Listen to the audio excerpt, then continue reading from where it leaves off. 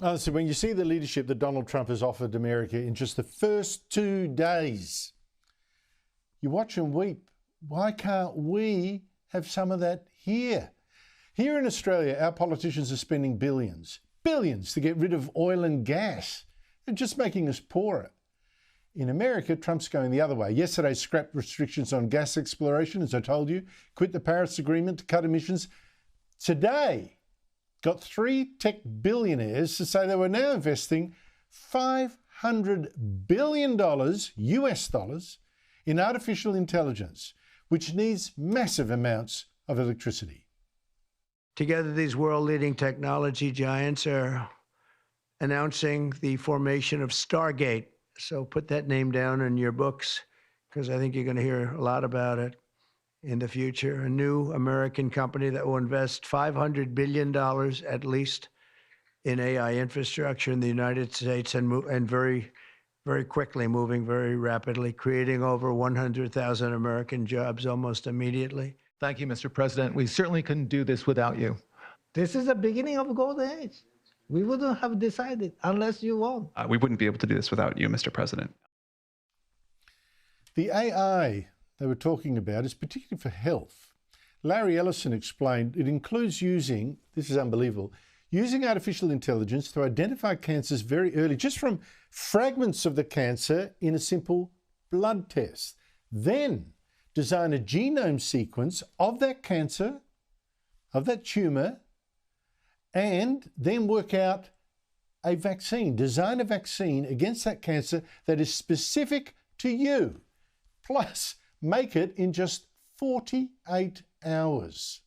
I mean, this is absolutely massive, but it needed giant amounts of electricity that you will not get from wind and solar. Trump rammed home that message. I'm going to help a lot through emergency declarations, because we have an emergency. We have to get this stuff built. So they have to produce a lot of electricity, and we'll make it possible for them to get that production done very easily. Joining me is the political panel, Cameron Milner, former Chief of Staff of the Labor leader Bill Shorten, now Director of GXO Strategies, and Michael Costa, former New South Wales Labor Treasurer. Cameron, here's the Trump effect happening right before our eyes. And to me, the difference with Australia is frightening. There, they're building the future. Here, we're into decline. Well, that's right. And I mean, let's put aside the fact that, some people have got a view about Trump. He was democratically elected, and overwhelmingly democratically elected. He's now implementing that mandate. So, full marks to Trump in terms of getting out there and getting it done as quickly as humanly possible. But the good thing is there was an election. There's an election that elected Donald Trump. And this year, Anthony Albanese can't hide any longer. He can't stumble around any longer. He can't slip and slide, Andrew. Judgment Day is coming for Albo, be it March, April or May. We've got an election coming up in Australia too, and we've got to vote for a strong leader in difficult times, just the way America did. Michael, there was a little bit of, I think, slippery slidey going on there, because clearly you don't come up with $500 billion of promised investment just 2 days after Trump is sworn in, or even in the couple of months since the election. He did say he'd been talking to these guys for months, but clearly key to this is more electricity. And that's got to be the difference. They're racing for more electricity. We're racing to a system where there's not enough of it. No, there's no doubt about that. And generally, I mean, I'm still a skeptic about some of Trump's policies. I've got to be frank about that. But generally, the world is a sense of relief at the moment. We've stepped out of the dementia ward we've been in for the last 4 years, and clearly there's some movement. And you're absolutely right. These tech entrepreneurs would have been working on these programs for years, and they would have probably done it with an incoming democratic institution as well. But remember, the contrast is very clear. You've got AI driven by nuclear energy primarily, and we know that because they're reopening 3 Mile Island. Microsoft is doing that. Google's building the small nuclear reactors that Bowen's out there trashing around the world. And look at our contrast. We're building, the future made in China proposal that Chalmers is running around with, and we're talking about quantum computers that don't exist. The basic infrastructure doesn't exist, driven by green hydrogen that doesn't exist. It's a dramatic contrast. between sky ideology in the sky and practical solutions on the ground. So true. You put it so well. You know, building something, a concept that doesn't exist with an energy source that doesn't exist. I mean, what on earth is going on?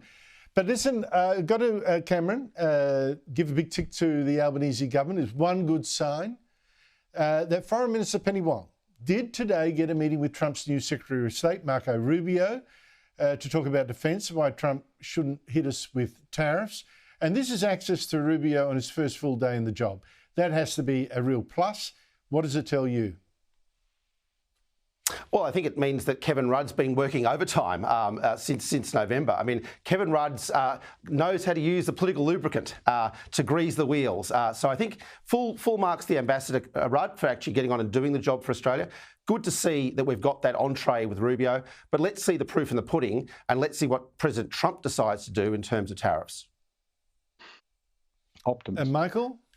Oh, look, I don't think Kevin Rudd's had anything to do with this. I mean, the bottom line is Australia has two very strong positives in relation to the US. Firstly, the US runs a trade surplus with Australia, but don't forget that. It's in their interest to ensure that they keep that trade surplus. And secondly, I mean, we are critical to the US Defence Alliance, and certainly they're critical to us, but they need us. We've got, installations here all over Australia that are part of the Five Eyes.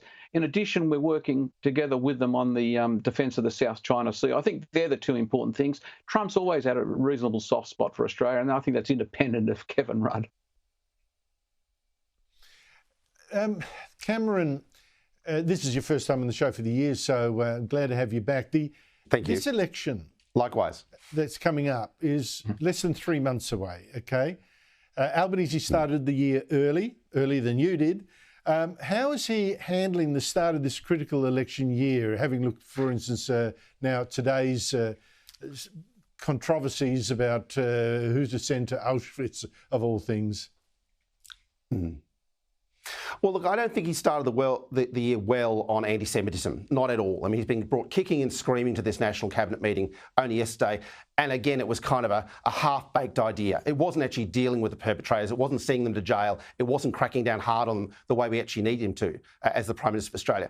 But no, the problem for Albanese and the problem for Labor is the more voters see him, the more they don't like him.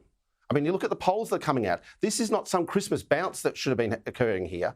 Albo's been out campaigning and voters have been seeing him, and that's a huge problem for Labor going forward as they go to the election. Voters are reminded of what they didn't like in 24, reminded of what they had broken promises from the last election. And let's not forget, Albo's best week in the 2022 campaign was when he had COVID and was at home on the couch with Toto. Michael Costa? Oh, look, certainly I agree with the analysis of Albo, and he's always been weak as a leader. He's never been a leader.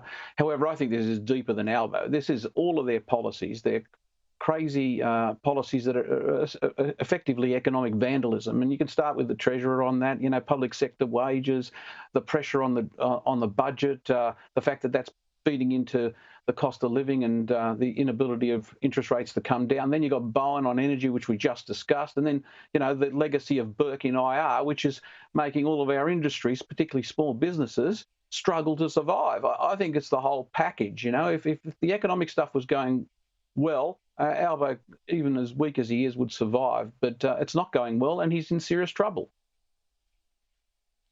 Michael Costa, Cameron Milner, great to have you back. Thank you so much for your time.